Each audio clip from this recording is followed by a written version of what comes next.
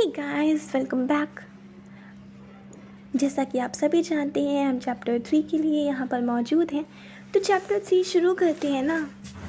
Chapter 3 of the book rich dad and poor dad, called पैसे की समझ क्यों सिखाई जानी चाहिए। इस चैप्टर में मेनली ये बताया गया है कि क्यों आखिर अमीर और अमीर बनते हैं और गरीब अचानक पैसा या फिर गरीब अचानक पैसा या फिर ज़्यादा मेहनत से पैसा आने पर भी क्यों उसी हालत में रहते हैं। फ़र्क है वही पैसे की समझ ना होना।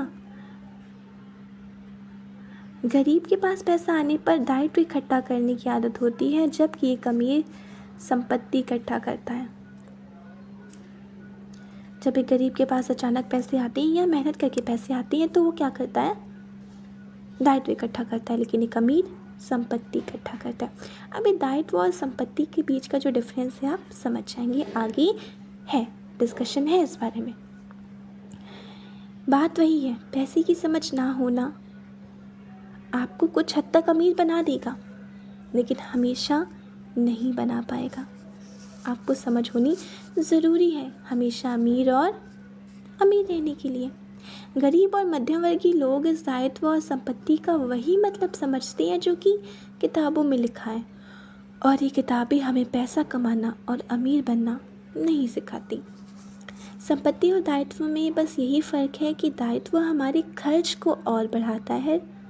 जैसे हम एक घर खरीद लें जिसे हम अपनी संपत्ति कहते हैं, असल में एक दायित्व है, क्योंकि हमें उस पर कई तरह के टैक्स देने पड़ते हैं।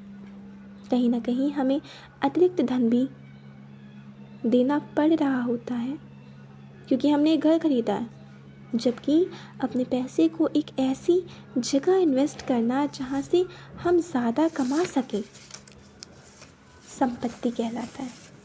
मतलब कि हमने एक जगह अपना पैसा लगा दिया तो अब हमें केवल वहाँ से पैसा मिल रहा है, ये कहलाएगा संपत्ति। लेकिन हमने एक जगह अपना पैसा लगा दिया, वो पैसा तो बंध गया ना वहाँ पे जाके, और फिर हमें उस पैसे को वहीं थामे रखने के लिए और पैसा देना पड़ रहा है, ये दायित्व कहलाता है।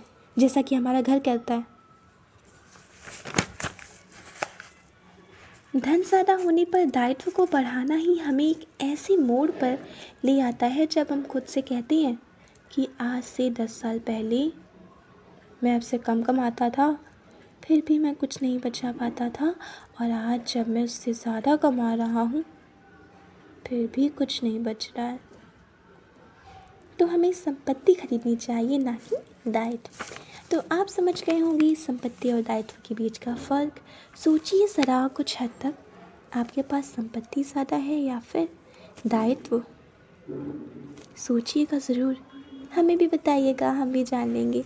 हम भी ईगर हैं आपको जानने के लिए। So please share your thoughts etcetera, problems, suggestions, likes, dislikes, wishes with me. I'm here to join all of you guys. I'm all yours, always here for all of you.